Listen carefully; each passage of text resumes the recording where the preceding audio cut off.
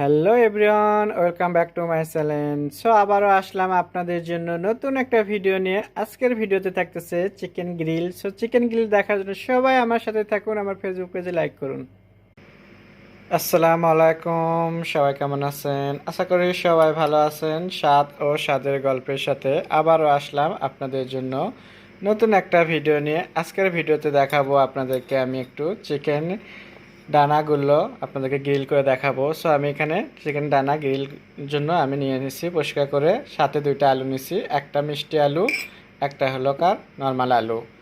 So এখানে আমি এখন চিকেনের সাথে হলুদ পাউডার, গোলমরিচ পাউডার, তারপরে এখানে মরিচ পাউডার আর টক দই অ্যাড করে দিলাম।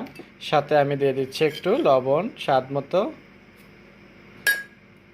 লবণটা একটু কমই দিয়েছি। এখন আমি দিয়ে দিচ্ছি একটু ফিশ সস, সাথে দিয়ে দিচ্ছি আমি সয়া সস ব্ল্যাকটা, দিয়ে দিচ্ছি আমি তান্দুরি প্যাকেট মশলা।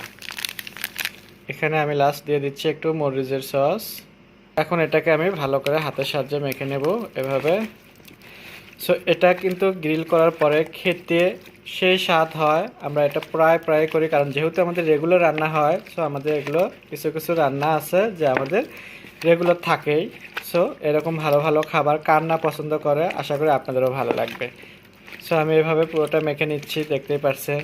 তো আমার এটা মাখানো হয়ে গেছে, দেখতেই পাচ্ছেন। আর এখানে আমি লাস্ট আবারও একটু লেবুর রস দিচ্ছি, একটু এভাবে রসটা চেপে দেবেন ভালো করে।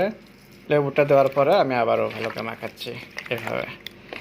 সো এটাকে ভালো করে মাখে নেবেন একটু 2-3 মিনিট সময় নিয়ে, তাহলে দেখবেন যে এটা মাখানোর মধ্যে একটা স্বাদ আসে। সো এখন আমি এটা মাখানো হয়ে গেছে। এখন আমি একটা যে বাটিতে করে আমি গ্রিলে দিয়ে দেবো ওভেনে, সেই বাটিতে নিয়ে নিচ্ছি। একটা প্যান নিয়েছি, দেখতেই পাচ্ছেন। আর একটা পেঁয়াজ আছে 4 টুকরো করে, আমি পেঁয়াজের সাথেও পেঁয়াজটাও দিয়ে দেবো এভাবে। এখন আমি বাটিতে নিয়ে নিচ্ছি। তো দেখতেই পাচ্ছেন বাটিটা করা হয়ে গেছে। এখন আমি এটা এখন 30 মিনিটের জন্য একটু রেস্টে রাখবো। 30 মিনিট পর আপনাদেরকে গ্রিল করে দেখাবো। 30 মিনিট পর আমি আসলাম। এখন আমি এটা ওভেনে দিয়ে দিচ্ছি। ওভেনে আমি 15 মিনিটের জন্য দেবো। 15 মিনিট পর বের করে দেখাচ্ছি। সো আমি মাঝখানে একটু দেখে নিচ্ছি, এটাকে একটু উল্টে দেবো, সেই জন্য করে দেখতেই পারছেন খুবই সুন্দর কালার এসে গেছে। সো এখন আমি উল্টে দেবো। সো আমি একটু উল্টে দিলাম, দিয়ে এখন বাকিটা এখন আমি আবারও একটু রিপিট করে নেব।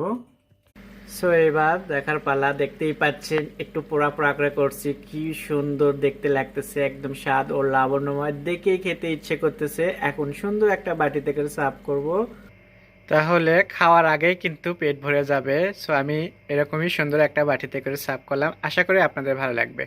আপনাদের যদি ভালো লেগে থাকে অবশ্যই বাসায় এভাবে ট্রাই করে দেখবেন। আর আমার ভিডিওগুলো বেশি বেশি করে শেয়ার করবেন, কমেন্ট করবেন, আমাকে আমার ফেসবুক পেজে সাপোর্ট করবেন। সবাই ভালো থাকবেন। আল্লাহ হাফেজ।